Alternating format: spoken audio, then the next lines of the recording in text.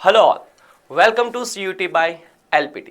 और इस सेशन में हम इलेक्शन कमीशन ऑफ इंडिया के बारे में डिस्कस करेंगे। इलेक्शन कमीशन ऑफ इंडिया क्या है, कॉम्पोजिशन क्या है, अपॉइंटमेंट कैसे होते हैं, पावर्स क्या है, क्वालिफिकेशंस क्या है, ईच एंड एवरीथिंग हम डिटेल में डिस्कस करने वाले हैं। तो first of all election Commission of India, देखिए पहली बात तो इलेक्शन कमीशन ऑफ इंडिया एक कॉन्स्टिट्यूशनल बॉडी है।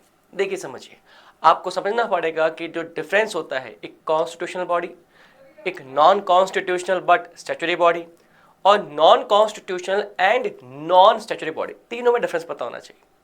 ऐसी बॉडी जिनका मेंशन कॉन्स्टिट्यूशन में है, आर्टिकल दिया हुआ है, उनको हम बोलते हैं कॉन्स्टिट्यूशनल बॉडी। ऐसी बॉडीज जिनका मेंशन कॉन्स्टिट्यूशन में नहीं है, आर्टिकल नहीं दिया हुआ, लेकिन पार्लियामेंट ने ऑर्डिनरी बिल पास करके उसको एस्टैब्लिश किया हुआ है, तो उसको बोलते हैं non constitutional but statutory body. For example National Human Right Commission, इसको हमने Protection of Human Rights Act के थ्रू स्टैब्लिश किया। Central Information Commission, Right to Information Act के थ्रू हमने इसको स्टैब्लिश किया। तो ये क्या हो गया, non constitutional but statutory body. और Election Commission of India of course बता चुका हूं कि आर्टिकल 3 to 4 के अंदर इसका मेंशन है, तो मतलब ये क्या हो गया, कॉन्स्टिट्यूशनल बॉडी। फाइनेंस कमीशन की अगर हम बात करेंगे, अंडर आर्टिकल 280 बोला गया है कि फाइनेंस कमीशन हो गया कॉन्स्टिट्यूशनल बॉडी। तीसरा आता है non constitutional and non statutory body, ऐसी बॉडीज जिनका मेंशन हो तो कॉन्स्टिट्यूशन में है, ना ही पार्लियामेंट ने कोई एक्ट लाकर उसको स्टैब्लिश किया है, फिर गवर्नमेंट के एग्जीक्यूटिव ऑर्डर के थ्रू ये बॉडी बनी है। अगर हम बात करें for example central bureau of investigation, ministry of home affairs ने कहा कि भाई करप्शन से लड़ने के लिए कुछ होना चाहिए, CBI बना दिया। Directorate of enforcement ED, ministry of finance ने कहा मनी लॉन्ड्रिंग से लड़ने के लिए कुछ होना चाहिए, तो ED बना दिया। तो यहां पर हम बात करेंगे इलेक्शन कमीशन ऑफ इंडिया की। आर्टिकल 3 to 4 में बोला गया है कि इंडिया में क्या होगा, एक इलेक्शन कमीशन ऑफ इंडिया जो इलेक्शन करवाएगा प्रेसिडेंट, वाइस प्रेसिडेंट, पार्लियामेंट मतलब लोकसभा राज्यसभा, स्टेट लेजिस्लेचर मतलब state legislative assembly, state legislative council, दोनों की हम बात करें। ध्यान रखिएगा इलेक्शन कमीशन ऑफ इंडिया का कोई लेना देना नहीं है पंचायत और म्युनिसिपैलिटीज के इलेक्शन के, इसके लिए अलग से क्या एस्टेब्लिश किया हुआ है, स्टेट इलेक्शन कमीशन। अब हम बात करते हैं कॉम्पोजिशन की, तो हमारे कॉन्स्टिट्यूशन में ये बोला है कि एक तो क्या होगा CEC चीफ इलेक्शन कमिश्नर, और अदर्स क्या होंगे इलेक्शन कमिश्नर। अब अदर इलेक्शन कमिश्नर्स के नंबर सेट नहीं किए गए हैं, ये किसके ऊपर छोड़ दिया गया है, प्रेसिडेंट के ऊपर। इनिशियली आप देखेंगे 1950 से लेकर 89 तक हमारे पास एक ही CEC हुआ करता था, लेकिन फिर 61 कॉन्स्टिट्यूशनल अमेंडमेंट एक्ट 1988 पास हुआ और यहां पर एक्स्ट्रा हेल्प की जो वोटिंग एज थी वो 21 से घटा कितना कर दी, 18 ईयर कर दी। तो एक्स्ट्रा हेल्प चाहिए थी, तो यहाँ पर 2 CEC ऐड किए गए हम बात करें, लेकिन ऑल द बाद में हटा गया। फिर बाद में 1983 से लेकर अब तक 2 ही CEC है, लेकिन आप कहेंगे सर 2 ही क्यों, 1 क्यों नहीं, 4 क्यों नहीं। देखिए समझिए, यहां पर बोला गया है कि जो इलेक्शन कमिश्नर है, चीफ इलेक्शन कमिश्नर है और अदर इलेक्शन कमिश्नर है, इनकी पावर्स क्या होगी, इक्वल होंगी और डिसीजन हमेशा मेजोरिटी से ली जाएंगे। तो मेजोरिटी ज्यादा क्लियर कहां पर आएगी, जब टोटल नंबर क्या होगा, ऑड में होगा। दैट्स व्हाई यहां पर इवन में ऐड किया गया था, ताकि टोटल नंबर क्या रहे, ऑड में रहे। अब next first CEC Sukumar Sen थे, जो 58 से लेकर 58 तक काम किया। प्रेजेंट 26 CEC जो है ज्ञानेश कुमार हैं, और 2 अदर EC जो है सुखबीर सिंह संधू और डॉक्टर विवेक जोशी हैं। अपॉइंटमेंट इनको अपॉइंट प्रेसिडेंट करता है। देखिए दिक्कत क्या है कि प्रेसिडेंट अपनी इच्छा से कोई काम नहीं करता है, काउंसिल ऑफ मिनिस्टर्स की इच्छा से काम करता है। तो इनिशियली ये बात बोली गई थी कि काउंसिल ऑफ मिनिस्टर्स हो, जब अब दिक्कत क्या है कि प्रेसिडेंट किसे कहने पे करेगा, CEC या DRC का appointment, council of ministers. Council of ministers क्या होती है, रूलिंग पार्टी, अगर हम बात करें रूलिंग गवर्नमेंट। तो यहाँ पर ये बोला गया था कि हो सकता है वो बायस्ड हो, तो दैट्स वाई यहाँ पर एक केस हुआ, Anoop Bandhwal versus Union of India case 2023, जिसमें सुप्रीम कोर्ट ने कहा हाँ बात तो सही है। तो दैट्स वाई अब काउंसिल ऑफ मिनिस्टर मतलब गवर्नमेंट रिकमेंडेशन नहीं देगी, एक 3 मेंबर की कमेटी जो है रिकमेंडेशन देगी, उसको सिलेक्शन कमेटी बोला जाएगा।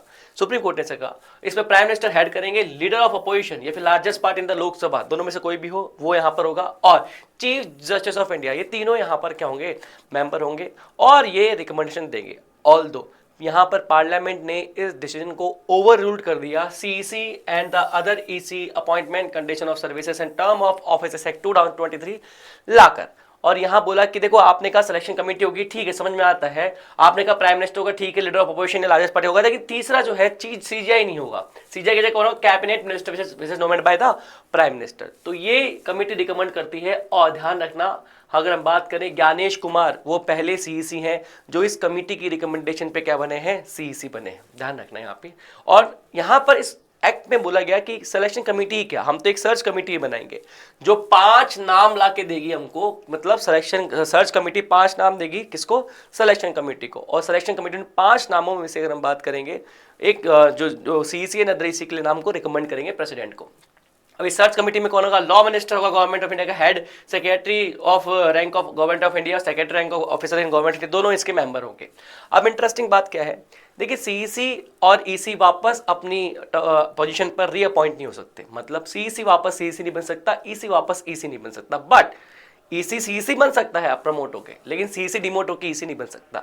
रिजाइन, ये तीनों अपना रिजाइन किसको देंगे, प्रेसिडेंट को देंगे। अगर हम बात करें टर्म की बात करें तो इनका टर्म होता है 6 ईयर और until the attain age of 65 year whichever is earlier. अब आप कहेंगे 1 मिनट, अभी ऊपर आपने बोला 6 ईयर, अभी तो यहाँ समझा रहे हैं 6 ईयर 65 ईयर, यहाँ पर सुकुमार सेन 8 साल कैसे काम कर गया अप्रोक्सीमेटली। तो आंसर क्या है समझिए इसका। देखिए आज तक हमारे कॉन्स्टिट्यूशन के अंदर सीईसी एंड अदर ईसी का टर्म फिक्स नहीं है, दिया ही नहीं है। तो आप बोलेंगे सर ये कहां से आ गया, देखिए 1991 के अंदर हमने एक ऑर्डिनरी एक्ट पास करके पार्लियामेंट में लीगली बाउंड किया था कि सीईसी एंड ईसी का जो टेन्योर होगा वो 6 इयर्स और until the attain age of 65 year whichever is earlier. मतलब अगर आप 50 साल की एज में सीईसी या ईसी लगते हैं तो पहले आप 6 साल पूरे होंगे, तो आप 56 तक काम करेंगे, फिर रिटायर मार जाएंगे। अगर आप मान लीजिए 62 में सीईसी या ईसी बनते हैं तो केवल 3 साल काम करेंगे, 65 में रिटायर मार जाएंगे। मतलब या तो 6 साल काम करेंगे आप या फिर 65 विच एवर इज ईयर, या तो एज हो जाए आपकी या फिर 6 साल हो जाए, ध्यान रखिएगा, ठीक है।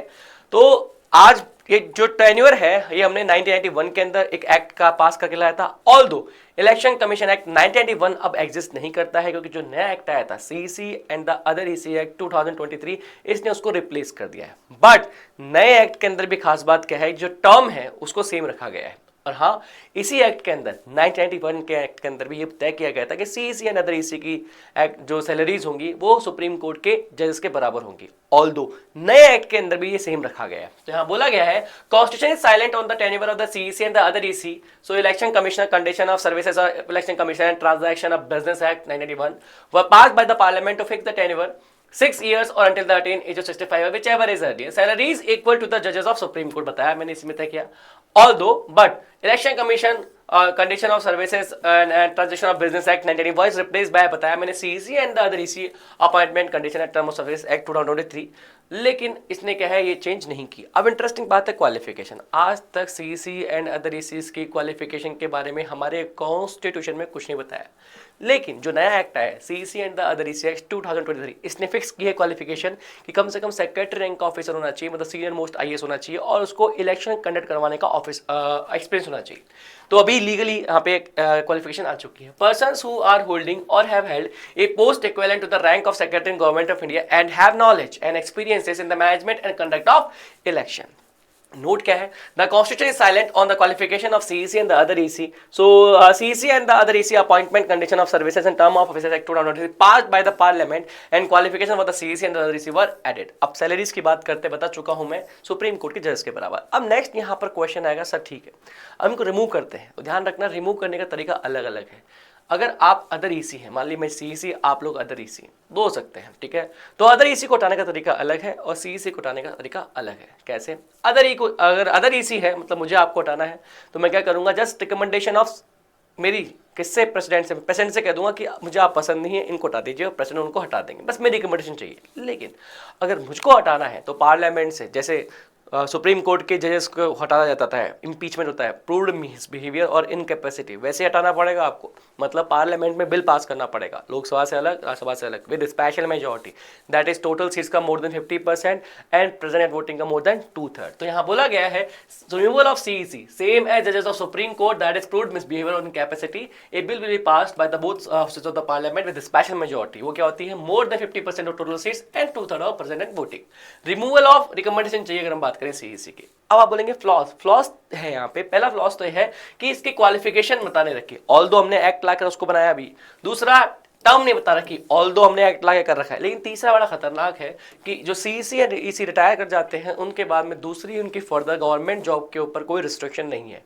मतलब गवर्नमेंट उनको या तो राज्यसभा का एमपी बना दे, हो सकता है गवर्नर बना दे, कुछ भी बना दे, तो वो बन सकते हैं यहाँ पे, ठीक है। अब पावर्स एंड फंक्शन की, देखिए इनके पावर्स एंड फंक्शन को 3 पार्ट में डिवाइड किया हुआ है, administrative, advisory and the quasi judicial. समझते हैं। एडमिनिस्ट्रेटिव का मतलब क्या है कि अगर यहाँ इलेक्शन किस तरीके से कंडक्ट होंगे, उसमें कौन कौन कहाँ कहाँ बेस होगा, इलेक्शन की डेट कब अनाउंस होगी, ठीक है, काउंटिंग कब होगी, ये सारा एडमिनिस्ट्रेशन में आ जाता है बात। दूसरा एडवाइजरी, देखिए समझिए, जो प्रेसिडेंट है वो डिस्क्वालिफिकेशन के रिगार्डिंग, एमपीज के डिस्क्वालिफिकेशन के रिगार्डिंग रूल्स बनाता है, तो कौन देगा advice? Election Commission of India. ऐसे ही जो गवर्नर है, स्टेट के असेंबली जो एमएलएज होते हैं अगर हम बात करें, उनके डिस्क्वालिफिकेशन के रिगार्डिंग रूल बनाता है, तो एडवाइस कौन देगा यहाँ पर? Election Commission of India. तो ये एडवाइजरी हो गया। क्वासी जुडिशियल का मतलब क्या होता है कि जब इलेक्शन में कोई डिस्प्यूट हो जाए या पॉलिटिकल पार्टीज में कोई डिस्प्यूट हो जाए, तो यहाँ पर इलेक्शन कमीशन ऑफ इंडिया के पास में एक सिविल कोर्ट की पावर होती है, ध्यान रखिएगा। वो यहाँ पर जो सिविल कोर्ट के तरह एक ऑर्डर दे सकता है, और उसका जो ऑर्डर का वैल्यू होगी वो एक सिविल कोर्ट का जो ऑर्डर की वैल्यू होती है डिग्री के बराबर, वो ऐसे काम करेगा, ध्यान रखना। तो ये सारे काम यहाँ पे होते हैं। अब एक बात है रीजनल कमिश्नर। देखिए क्या होता है, कई बार फॉर एग्जाम्पल मान लीजिए महाराष्ट्र में इलेक्शन हो रहे हैं, तो महाराष्ट्र में इलेक्शन कमीशन ऑफ इंडिया को एक्स्ट्रा हेल्प की रिक्वायरमेंट है, तो फिर क्या होगा यहाँ पे, तो वो एक रीजनल कमिश्नर यहाँ पर अपॉइंट कर देगा। अब ये इलेक्शन कमीशन ऑफ इंडिया किसको कहेगा? प्रेसिडेंट को कहेगा। प्रेसिडेंट वहां पे अपॉइंट करेगा, उसके टर्म, सैलरी, सारा का सारा प्रेसिडेंट डिसाइड करेगा। और इंटरेस्टिंग बात क्या है, जैसे काम खत्म तो वो रीजनल पोस्ट की जो है वो रीजनल कमिश्नर की जो पोस्ट है वो भी क्या हो जाएगी? खत्म हो जाएगी। तो इस वीडियो में हमने एक ब्रीफ लिया इलेक्शन कमीशन ऑफ इंडिया का। अगर आपको ऐसे ही वीडियो चाहिए तो आप लाइक, शेयर और सब्सक्राइब कीजिए और कमेंट कीजिए कि नेक्स्ट वीडियो कौन सा होगा। Thank you very much.